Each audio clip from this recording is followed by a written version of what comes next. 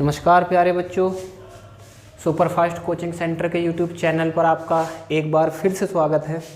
जैसा कि आप देख रहे होंगे, आज आपका टॉपिक उठाया गया है राज्य के नीति निर्देशक तत्व, जिसे डीपीएसपी के नाम से जाना जाता है। फुल फॉर्म होती है directive principle of state policy. पूछा बहुत सारी चीज़ें जाती हैं, वो जो पॉइंट की चीज़ें हैं और वनडे एग्ज़ाम के लिए ज़रूरी हैं, हम केवल उसी चीज़ पर फोकस करते हुए इस चैप्टर को जल्दी समाप्त करेंगे। जैसा कि आप जानते हैं कि राज्य के नीति निर्देशक तत्व पूछा जाता है कौन से भाग में आते हैं।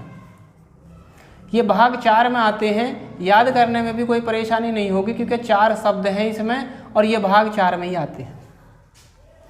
पूछा जाता है किस आर्टिकल से लेकर किस आर्टिकल तक आते हैं।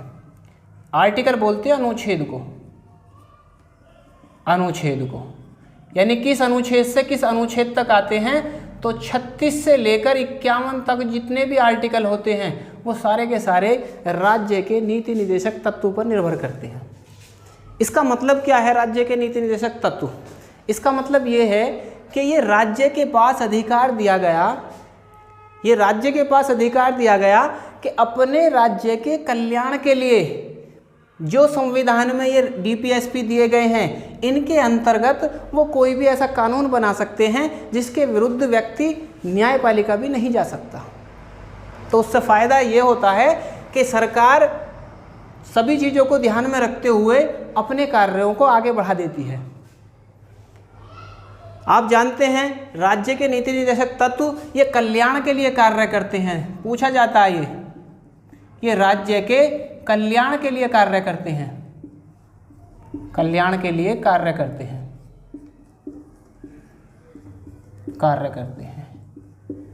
जैसा कि आप जानते हैं इस समय बिल्कुल यूपीएसआई सर पर रखा हुआ है, ये उसके हिसाब से भी बहुत मोस्ट है और बाकी वनडे एग्जामों में तो इससे बाहर कुछ नहीं आएगा जितना हम करा देंगे ये राज्य के नीति निर्देशक तत्व में। सबसे पहले आप जानिए कि आर्टिकल 36 में क्या होता है। आर्टिकल 36 क्या चीज़ है? आर्टिकल 36 में बताया गया है कि डीपीएसपी को लागू करना राज्य का कर्तव्य है। क्या बताया गया है? डीपीएसपी को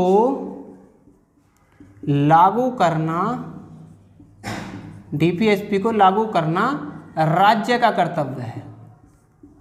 राज्य का कर्तव्य है। और ये भी बताया गया है कि राज्य वही होगा जो आर्टिकल 12 में था। जो आर्टिकल 12 में था राज्य की वही परिभाषा होगी। इसका मतलब ये है कि आर्टिकल 12 में बताया गया है वो सभी लोग, वो सभी संस्थाएं, वो सभी डिपार्टमेंट जो किसी न किसी रूप में सरकारी पैसे का लाभ उठाते हैं वो राज्य की परिभाषा के अंतर्गत आते हैं। समझने में भी कोई परेशानी नहीं है। यानी एक पुलिस ऑफिसर होता है, सरकार उसको पैसा देती है, वो उसके हिसाब से कार्य करता है, इसका मतलब राज्य का भाग है। कोई सरकारी अधिकारी कोई भी हो, छोटे से छोटा हो या बड़े से बड़ा हो, सारे के सारे राज्य के अंतर्गत आते हैं। जो भी व्यक्ति सरकार के पैसे का लाभ उठाता है वो राज्य की परिभाषा के अंतर्गत आता है, कोई भी हो वो। यही बताया गया है आर्टिकल 36 में कि डीपीएसपी को लागू करना किसका कर्तव्य है? राज्य का। और राज्य वही होगा जो आर्टिकल 12 में बताया गया है। ये बताया गया है आर्टिकल 36 में। अब बात करते हैं आर्टिकल 37 की। आर्टिकल 37 में बताया गया है डीपीएसपी न्यायालय के द्वारा लागू नहीं कराए जाएंगे। डीपीएसपी न्यायालय के द्वारा लागू नहीं कराए जाएंगे। डीपीएसपी न्यायालय के द्वारा लागू नहीं कराए जाएंगे।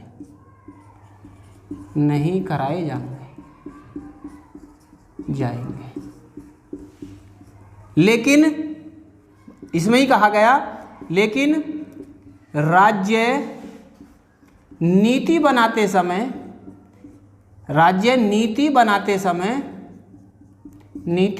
समय डीपीएसपी का ख्याल रखेगा। ये बताया गया है आर्टिकल 37 में। इसका मतलब ये है कि अगर राज्य ने डीपीएसपी किसी राज्य में लागू कर दिए तो उसके विरुद्ध न्यायालय नहीं जा सकते।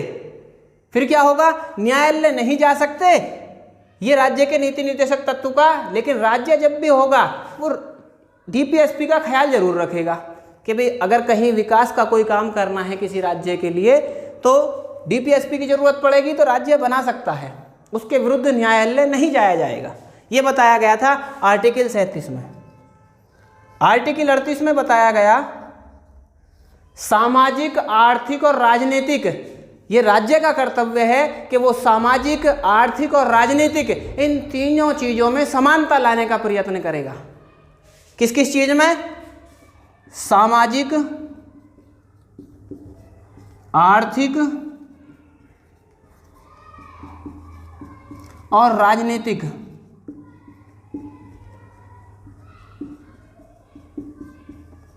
स्थिति में समानता लाने का प्रयत्न करेगा।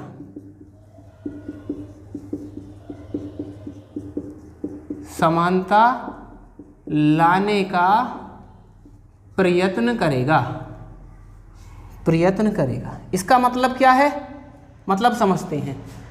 ये राज्य का कर्तव्य है कि जो समाज के पिछड़े वर्ग के लोग हैं या किसी भी स्थिति के लोग हैं, उनकी सामाजिक स्थिति अच्छी रहे, उनकी आर्थिक स्थिति अच्छी रहे, उन्हें पैसे की जो ज़रूरत है वो सही समय पर पूर्ति होती रहे, उनकी जो राजनीतिक स्थिति है वो बनी रहे। अगर सरकार ने किसी एससी व्यक्ति को, किसी भी जाति के, जब चुनाव होते हैं जनरल में कोई टिकट आ जाता है और जनरल का पुरुष में टिकट हो तो एससी को ये अधिकार होता है कि वो उसमें भी लड़ सकता है। तो ये राज्य का कर्तव्य है कि अगर कोई व्यक्ति एससी का चुनाव लड़ना चाहता है तो उसे लड़ने की परमिशन दी जाए, उसके साथ नाइंसाफ़ी ना हो। तो ये तीनों चीज़ें सारी की सारी किससे जुड़ी हुई हैं? राज्य के नीति निर्देशक तत्वों से। आगे चलते हैं,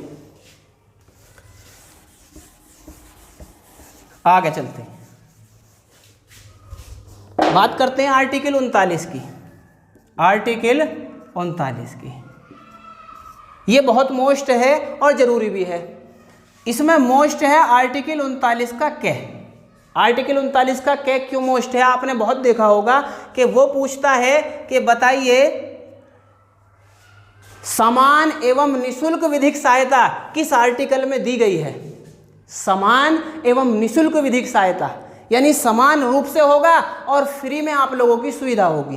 तो ये बताया गया आर्टिकल 39 के कै में। आर्टिकल 39 के कै में बताया गया है समान एवं निःशुल्क विधिक सहायता। निःशुल्क विधिक सहायता, समान एवं निःशुल्क विधिक सहायता का प्रावधान किस में दिया गया है? आर्टिकल 39 के कै में। ये पूछा जाता है ये आर्टिकल 39 का कै संविधान में कौन सा संशोधन करके बनाया गया? तो संविधान में 42वें कॉन्स्टिट्यूशन अमेंडमेंट एक्ट के द्वारा जो 1976 में हुआ था, जब इंदिरा गांधी की सरकार थी उस समय पे जो हुआ था, तो उसी समय पे आर्टिकल 39 का कै जोड़ा गया और कहा गया समान एवं निःशुल्क विधिक सहायता का प्रावधान राज्य दिलाएगा। यह आर्टिकल 39 के कै में बताया गया। बात करते हैं तो सभी आर्टिकल 39 का खे भी है, गे भी है, लेकिन वो वनडे एग्जाम के लिए मोस्ट नहीं है। मोस्ट है आर्टिकल 39 का घे।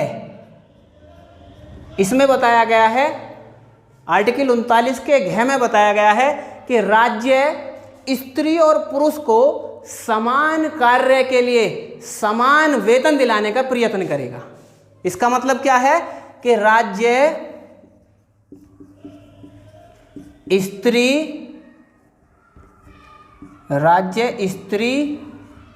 व पुरुष को समान कार्य के लिए समान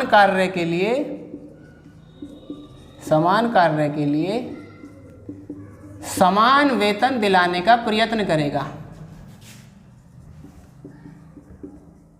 समान वेतन दिलाने का प्रयत्न करेगा। बहुत मोस्ट है दोनों के दोनों।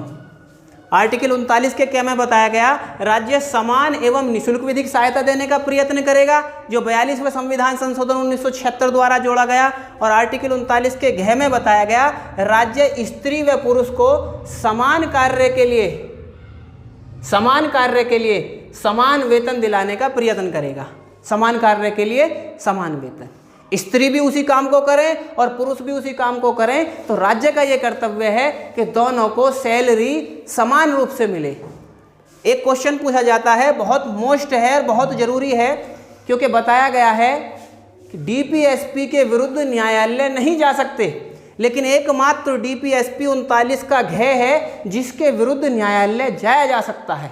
एकमात्र डीपीएसपी है ये, एकमात्र डीपीएसपी है जिसके लिए न्यायालय जाया जा सकता है। एकमात्र है ये, बहुत जरूरी है, ध्यान रखना है। नेक्स्ट, वनडे एग्जाम के हिसाब से इससे बाहर कुछ नहीं जाएगा। आर्टिकल 40 में बताया गया है, इसे तो सभी जानते हैं, गांधी जी की अनुशंसा पर यह जोड़ा गया था, क्योंकि वो चाहते थे कि जो सरकार का विकेंद्रीकरण हो। विकेंद्रीकरण का मतलब होता है जो सरकार के अधिकार हैं वो अन्य लोगों तक भी बढ़ जाएं, सरकार के पास ही पास ना हो। जैसा आप जानते हैं कि पहले अंग्रेजों के ज़माने में सारी चीज़ें अंग्रेजों के पास हुआ करती थी, तो अंग्रेजों को कैसे पता कि भाई इस गांव की ये समस्या है, यहाँ नाली की समस्या समाप्त होनी चाहिए, यहाँ पानी की समस्या समाप्त होनी चाहिए। इसीलिए गांधी जी की अनुशंसा पर पंचायतों का प्रावधान आर्टिकल 40 में जोड़ा गया। पंचायतों का प्रावधान, पंचायतों का प्रावधान ये आर्टिकल 40 में जोड़ा गया। पूछा जाता है किसकी अनुशंसा पर पंचायतों का प्रावधान डीपीएसपी में जोड़ा गया था, तो गांधी जी की अनुशंसा पर, गांधी जी की अनुशंसा पर, गांधी जी की अनुशंसा पर पंचायतों का प्रावधान डीपीएसपी में जोड़ा गया था। बहुत पूछा जाता है कि आर्टिकल 40 में क्या है, ऐसे करके पूछ लेता है या ऐसे पूछ लेता है, पंचायतों का प्रावधान किस अनुच्छेद में है। आर्टिकल 41, देखो सारा का सारा संविधान जो है वो अनुच्छेदों पर ही डिपेंड है। 395 अनुच्छेद हैं, उनके बारे में बताया गया है, यहीं से ही पेपर में पूछा जाता है। ऊपर से पूछता है तो ऊपर की बातें भी वो सब लिखवा दी हैं। आर्टिकल 41 में बताया गया है काम, शिक्षा और लोक सहायता पाने का अधिकार। काम, शिक्षा और लोक सहायता पाने का अधिकार।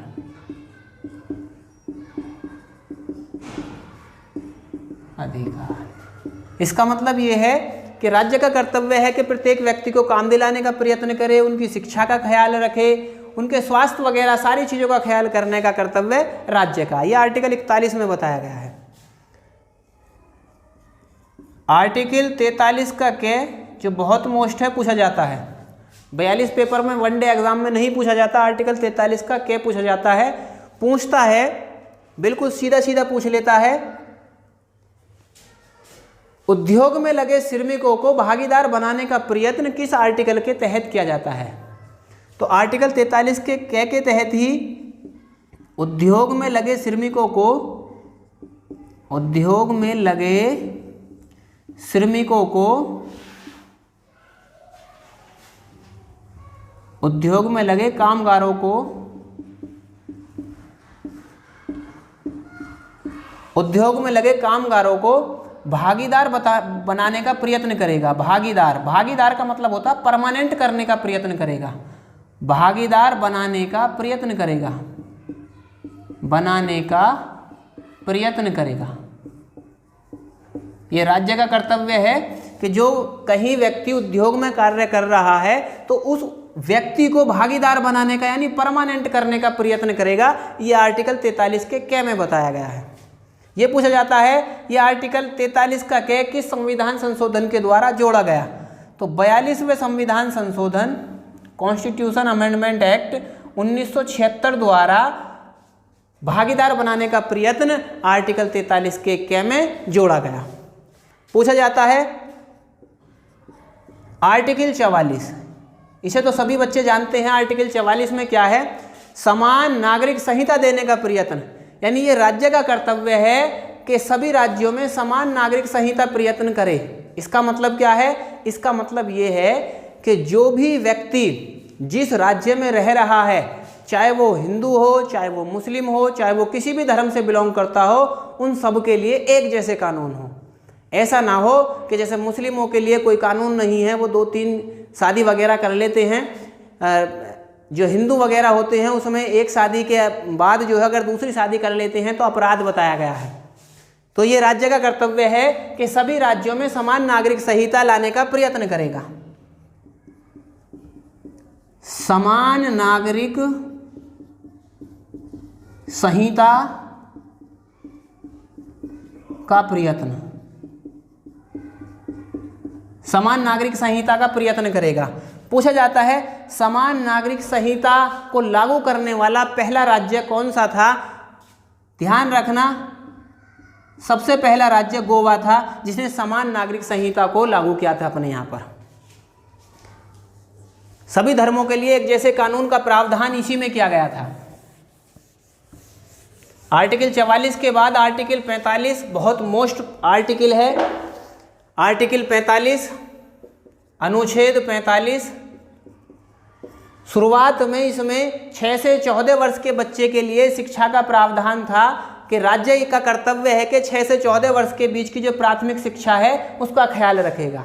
लेकिन 86वें संविधान संशोधन 2002 द्वारा 6 से 14 वर्ष के बच्चे की जो शिक्षा का प्रावधान था उसे मौलिक अधिकार बना दिया गया और आर्टिकल 21 के ए में रख दिया गया। अब इसमें 6 वर्ष से कम उम्र के जो बच्चे हैं उनका शिक्षा संबंधी ख्याल रखेगा, ये राज्य का कर्तव्य है। ये आर्टिकल 45 में कर दिया गया। यानी राज्य का कर्तव्य है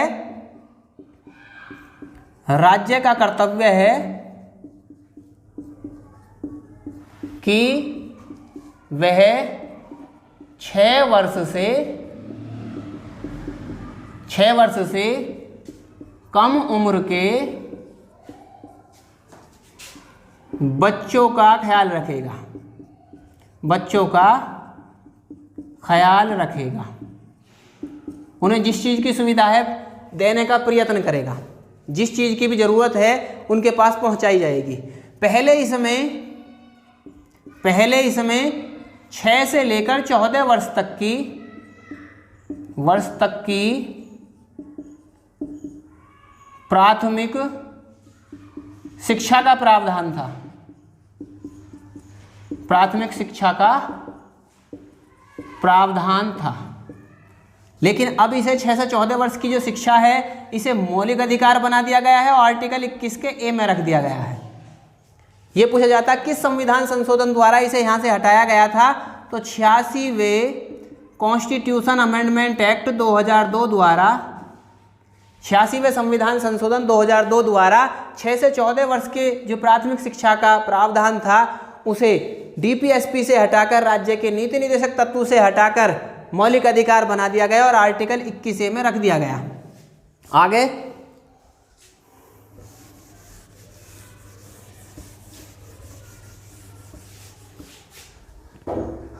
आगे है आर्टिकल 46। आर्टिकल 46 में पूछा जाता है कि इसमें क्या था। पूछ लेता है डीपीएसपी के आर्टिकल अनुच्छेद 46 में किस चीज़ का प्रावधान था। 45 जैसे आप लोगों से पूछ लिया, ऐसा 46 भी पूछ सकता था। तो हमें सब चीज़ का पता होना चाहिए, हमें हर एक तरीके से तैयार होना है, क्योंकि आप जानते हैं कंपटीशन इस समय बहुत शिखर पर है। बहुत लोग, बेरोजगारी बहुत शिखर पर है, बेरोजगारी दिन प्रतिदिन बढ़ती जा रही है, बच्चे तैयारी पर तैयारी करते जा रहे हैं, भर्तियां बहुत कम देखने को मिलती हैं, इसलिए हमें हर तरीके से तैयार होना होता है। तो आर्टिकल 46 में कहा गया कि ये राज्य का कर्तव्य है कि जो समाज के दुर्बल वर्ग के लोग हैं, SC और ST, उनका शिक्षा तथा अर्थ संबंधी ख्याल रखेगा। यानी उनके शिक्षा का भी ख्याल रखेगा, उन्हें कहाँ छूट देनी है, किस चीज़ का प्रावधान करना है, किस चीज़ की उन्हें ज़रूरत है, इस चीज़ का भी ख्याल रखेगा। और उनके लिए जो धन की व्यवस्था होती है उसके लिए भी अलग से कोई ना कोई प्रावधान रखेगा। तो राज्य का कर्तव्य है कि समाज के दुर्बल वर्ग, समाज के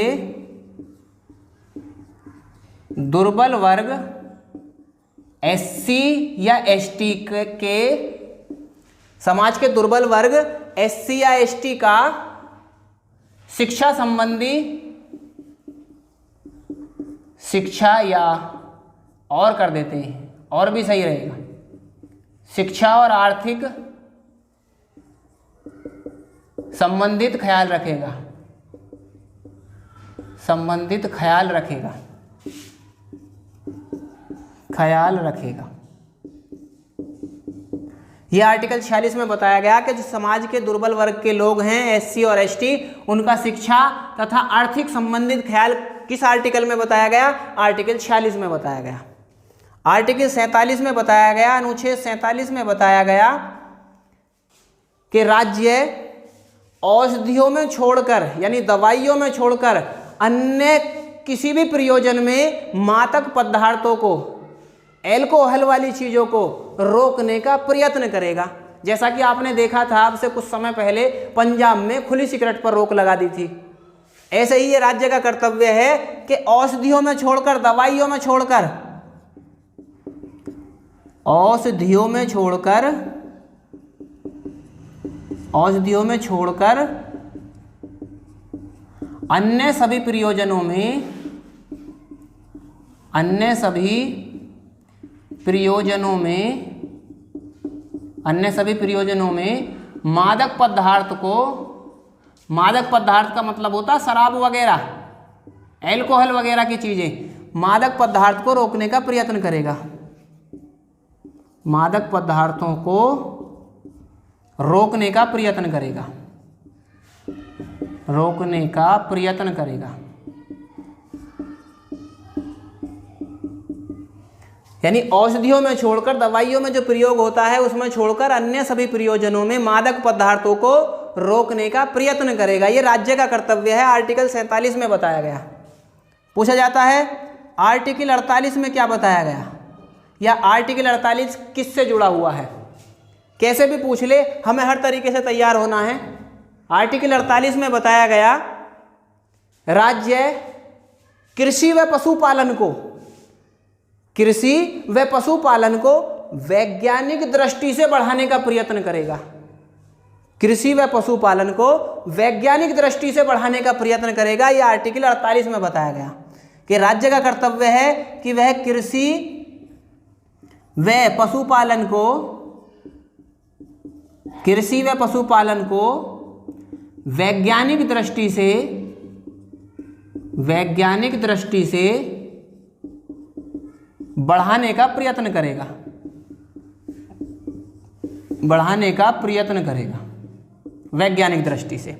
तो आर्टिकल 48 में बताया गया कि राज्य का कर्तव्य है कि वह कृषि व पशुपालन को वैज्ञानिक दृष्टि से बढ़ाने का प्रयत्न करेगा, यानी पशुओं की नस्ल वगैरह सुधारने का प्रयत्न करेगा। जैसे संकर वगैरह गाय वगैरह जो होती हैं पहले दूध बहुत कम देती थी, आज के समय में वही गाय वगैरह जो होती हैं बहुत अच्छा दूध दे देती हैं। ऐसे ही कृषि, अब से पहले लोगों के पास 100 बीघे ज़मीनें हुआ करती थी लेकिन फिर भी भूखमरी थी, लेकिन आज उस 100 बीघे में बहुत अच्छी खेती हो जाती है, लोग आगे बढ़ रहे हैं। तो ये राज्य का कर्तव्य है कि वह कृषि व पशुपालन को वैज्ञानिक दृष्टि से बढ़ाने का प्रयत्न करेगा।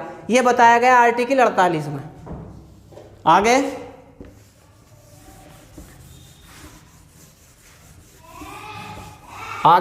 आर्टिकल 49, अनुच्छेद 49, अनुच्छेद 49 में बताया गया कि यह राज्य का कर्तव्य है कि जो भी स्मारक जगह हैं उनका ख्याल रखे। स्मारक कैसे, जैसे ताजमहल हुआ, लाल किला हुआ, ऐसी जो चीज़ें हैं ये घोषित तो करती है स्मारक चीज़ों को संसद, लेकिन राज्य का कर्तव्य है कि ये उनकी रक्षा करे, उनका ख्याल रखे, वहाँ जिस चीज़ की ज़रूरत है वहाँ उस चीज़ की सुविधा दे, ये राज्य का कर्तव्य है। आर्टिकल 49 में यही बताया गया है कि राज्य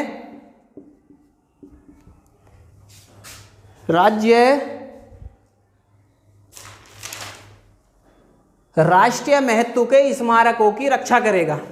राज्य राष्ट्रीय महत्व के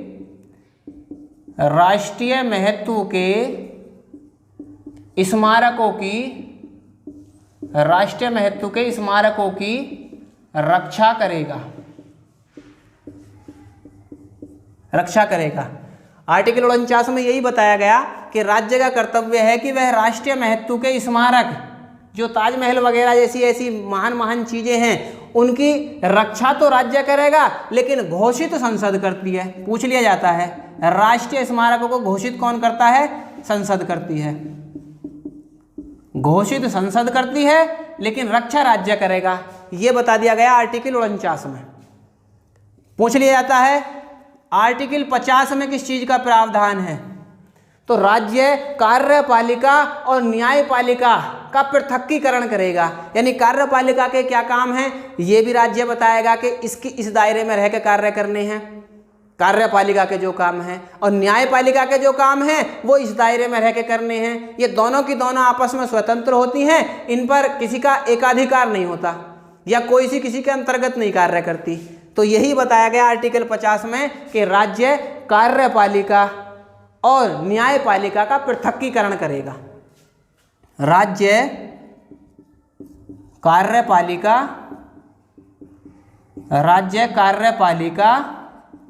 और न्यायपालिका का पृथकीकरण करेगा। इसका मतलब है बिल्कुल अलग अलग कैसे कैसे हैं वो, उनके क्या क्या कर्तव्य हैं, ये राज्य बताएगा कि कार्यपालिका के ये काम हैं, वो इस कामों को करेगी, और न्यायपालिका स्वतंत्र है, वो अपने कामों को करेगी। एक दूसरे पर कोई सा भी निर्भर नहीं होता है। ये आर्टिकल 50 में बताया गया। आर्टिकल 51 में बताया गया है राज्य अंतर्राष्ट्रीय संधियों को, जो भी अंतर्राष्ट्रीय संधि होती हैं, एक देश का दूसरे देश से जो संबंध होता है, राज्य अंतर्राष्ट्रीय संधियों को बनाने का प्रयत्न करेगा। राज्य अंतर्राष्ट्रीय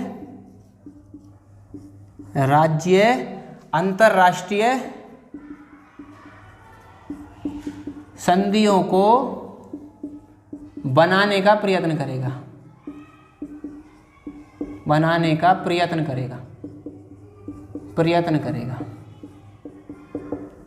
आर्टिकल 51, आप जानते हैं कि आर्टिकल 36 से लेकर आर्टिकल 51 तक सारे राज्य के नीति निर्देशक तत्व यानी DPSP directive principle of state policy से जुड़े हुए थे। और आपने इस बारे में देखा कि हमने एक एक आर्टिकल को कितनी गहराई से यहाँ पर सीखा। ये सभी के सभी बहुत ज़रूरी होते हैं, क्योंकि DPSP से जुड़ी हुई कोई भी बात या मौलिक अधिकार से जुड़ी हुई कोई भी बात आर्टिकल के द्वारा ही पूछ ली जाती है। पेपर के लिए ये सभी मोस्ट हैं, इसलिए आपको इसे गहनता के साथ करना है। बच्चों वैसे तो आप लोगों के सारे DPSP मोस्ट सभी हो गए हैं। जैसा देखा गया है कि एक आर्टिकल 48 का कै, ये भी पेपर में बहुत पूछ लिया जाता है, तो हम इसे भी कर लेते हैं, कोई ऐसी बात नहीं है। अगर वहाँ से रह गया था तो लास्ट में कर लेते हैं, क्योंकि इसे करना जरूरी है, पेपर में बहुत पूछा जाता है। तो पूछा जाता है कि किस आर्टिकल में या किस संविधान संशोधन के द्वारा, पहले तो यही पूछ लिया जाता है, किस संविधान संशोधन के द्वारा 48 का कै जोड़ा गया, या फिर ये पूछ लिया जाता है 48 का कै में क्या बात जुड़ी हुई है। तो 48 के कै में है राज्य पर्यावरण व वन्य जीव की सुरक्षा करेगा। पर्यावरण व वन्य जीव की सुरक्षा करेगा। ये राज्य का कर्तव्य है कि वो पर्यावरण की सुरक्षा करे और वन्य जीव की सुरक्षा करे। दोनों के दोनों कर्तव्य राज्य के हैं। पूछा जाता है किस संविधान संशोधन के द्वारा संविधान में जोड़ा गया था, तो 42वें कॉन्स्टिट्यूशन अमेंडमेंट एक्ट 1976 के द्वारा आर्टिकल 48 का कै संविधान में जोड़ा गया था। तो इसे भी आप बड़े ध्यानपूर्वक कर लेना। ये रह गया था, बहुत मोस्ट है, कर लेना। Thank you.